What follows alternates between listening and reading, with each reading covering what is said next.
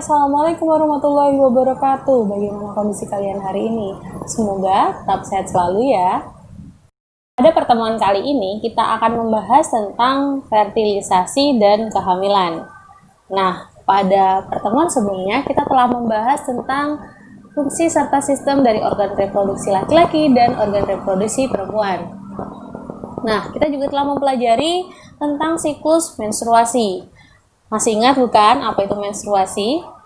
Menstruasi adalah keadaan di mana ketika sel telur berada di tuba falopi dan tidak dibuahi oleh sel sperma.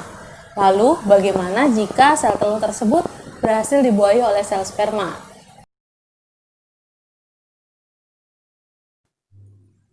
Sel telur yang dihasilkan ovarium keluar dan ditangkap oleh fimbriae menuju ke tuba falopi.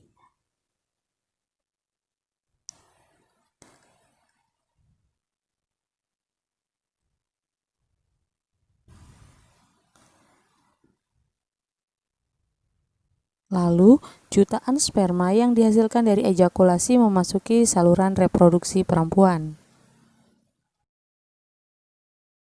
Apabila sel sperma masuk ke saluran reproduksi perempuan, kemudian sel sperma akan menuju sel telur, disitulah terjadi proses fertilisasi. Sel sperma menuju tuba falopi untuk mencari sel telur yang telah matang dan siap untuk dibuahi. Dari jutaan sperma yang dihasilkan, hanya beberapa yang dapat bertahan hidup dan mencapai indung telur. Dan hanya satu yang dapat membuahi ke dinding telur.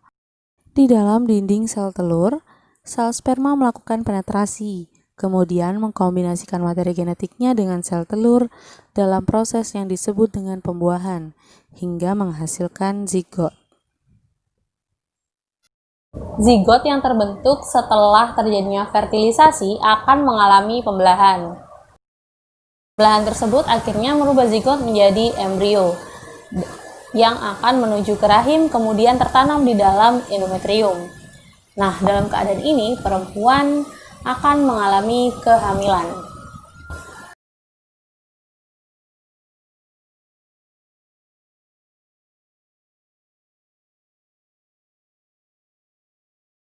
Perkembangan embrio di dalam kandungan akan mengalami 3 tahap. Dalam hal ini kita menyebutnya trimester atau setiap 3 bulan sekali. Jadi ada trimester 1 setiap bulan ke-1 sampai bulan ke-3, kemudian trimester 2 yaitu bulan ke-4 sampai bulan ke-6, dan trimester ke-3 bulan ke-7 sampai dengan bulan ke-9.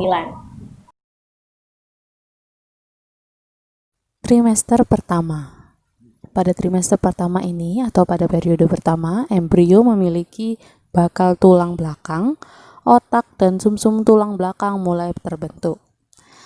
Setelah embrio berumur 9 minggu, embrio telah memiliki struktur yang lengkap dan dapat disebut dengan janin. Pada kondisi ini, janin akan rentan terhadap radiasi, obat, atau alkohol.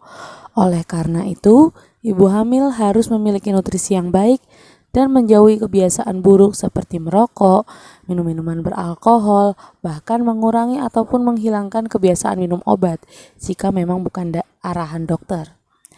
Agar janin yang dikandungnya tidak mengalami kecacatan atau gangguan kesehatan lainnya. Pada trimester pertama ini, hampir semua organ tubuh akan terbentuk.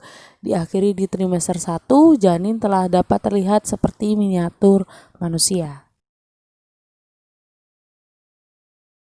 Trimester kedua. Pada trimester ini, janin akan memasuki usia 14 minggu. Pada usia tersebut, plasenta telah menghasilkan banyak progesteron untuk menjaga kehamilan. Perkembangan utama pada trimester 2 itu yaitu pembesaran ukuran janin dan perbaikan struktur menjadi detail, seperti tangan dan kaki mulai tampak jelas, jari pun telah membentuk, permukaan kulit pun telah ditumbuhi rambut, dan janin mulai bergerak aktif. Trimester 3 atau akhir. Pada trimester 3, sistem sirkulasi dan respirasi pada janin mengalami perubahan yang memungkinkan untuk bernafas dalam lingkungan luar. Terjadi pertumbuhan ukuran ukuran janin yang sangat pesat untuk mendapatkan kekuatan menghadapi hidup di lingkungan luar, mulai mampu mengatur suhu tubuh sendiri hingga tulang mulai mengeras dan otot mulai menebal. Nah, janin akan keluar kira-kira pada usia kehamilan 9 bulan 10 hari.